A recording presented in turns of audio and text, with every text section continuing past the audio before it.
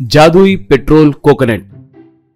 जीवन नगर नाम के गांव में कमलेश नाम का एक धनवान आदमी हुआ करता था। वो लोगों को ज्यादा ब्याज पे पैसे देकर पैसे वसूल करते वक्त उन्हें बहुत सताता था।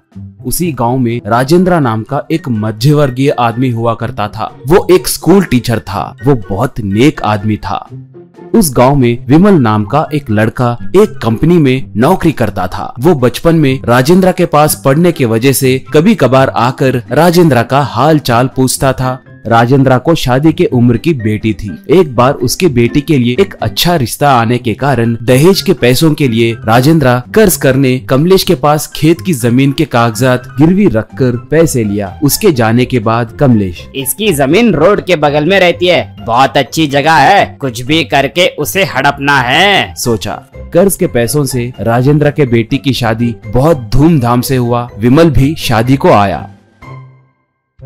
राजेंद्र विमल से अपने खेत को गिरवी रखने की बात बताया। थोड़े दिन बीते। राजेंद्र रिटायर हुआ।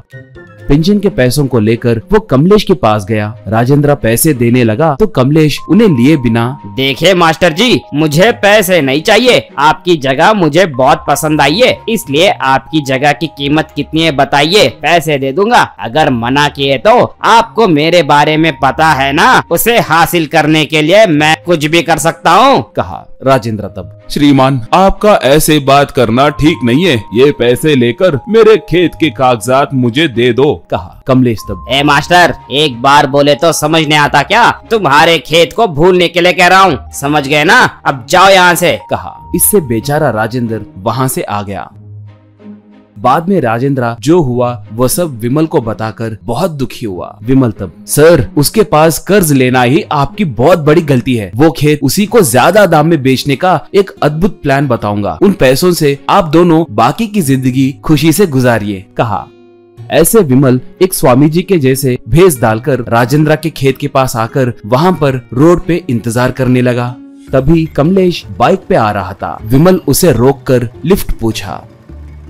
कमलेश तब, चलिए स्वामी जी, आपको कहाँ जाना है? पूछा। विमल तब, वत्स, लिफ्ट देने के लिए धन्यवाद। मुझे ऐसे ही किसी के गाड़ी पे चढ़ना पसंद नहीं है, इसलिए पेट्रोल भरवाता हूँ। अब तुम्हारे गाड़ी में भी पेट्रोल डलवाऊंगा, कहा। कमलेश तब, अब वो सब क्यों स्वामी जी, आप पहले चलिए। वैसे भी पेट्रोल डलवाने के लिए यहाँ पर कोई पेट्रोल बंक भी नहीं है, कहा। विमल तब, पेट्रोल भरने के लिए बंक की क्या जरूरत है वत्स? कहकर यहाँ वहाँ देखकर, वो देखो, ये नारियल का पेड़ बस है, कहा। कमलेश तब, क्या नारियल का पेड़? आप क्या बात कर रहे हैं स्वामी जी, कहा। विमल तब, हाँ बेटा, मुझे पेट्रोल कहाँ कहाँ मिलता है ये अच्छे से पता है। इस नारियल के पेड़ के नीचे पेट्रोल का कुआं है, इसलिए इस पेड़ के नारियल में पेट्रोल रहेगा, चाहे तो देखो, कहा। विमल आश्चर्य में पड़कर पेड़ चढ़कर एक नारियल को तोड़कर नीचे उतरा। उसे फोड़कर सूंघ कर देखा और, अरे सच है स्वामी जी, ये सच में पेट्रोल है, कहा। स्वामी जी, तो फिर देरी किस बात की? उसे गाड़ी में डालकर निकलो। पता नहीं इस खेत का मालिक कौन है, मगर बहुत किस्मत वाला है, चलो,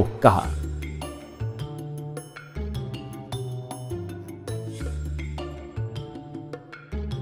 विमल को छोड़ने के बाद कमलेश, आहा, तो उस खेत में पेट्रोल का कुआं है, तो फिर कुछ भी करके उस कुएं को पाना ही है, चाहे जितने भी पैसे देकर उस मास्टर से इस खेत को अपने नाम करवाना है, सोचा।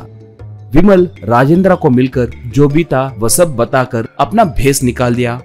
इतने में कमलेश वहाँ पर आया। कमलेश तब, मास्टर जी, आपको तकलीफ पहुंचाने के लिए मुझे माफ कीजिए। आप ये 10 करोड़ रुपए लेकर आपकी जगह मुझे दे दीजिए। आपके मान जाने तक मैं आपके पैर नहीं छोड़ूंगा, बस, कहकर उसके पैर पकड़ लिया। बगल में मौजूद विमल, सर, वो इतनी मिन्नतें कर रहे हैं ना, दे दीजिए सर, कहा। राजेश कमलेश को उठाकर, ठीक है कमलेश जी, ये लीजिए खेत के कागजात, कहकर वो देकर पैसे लिया। उसके जाने के बाद उसकी मदद करने के लिए राजेंद्र विमल का धन्यवाद किया।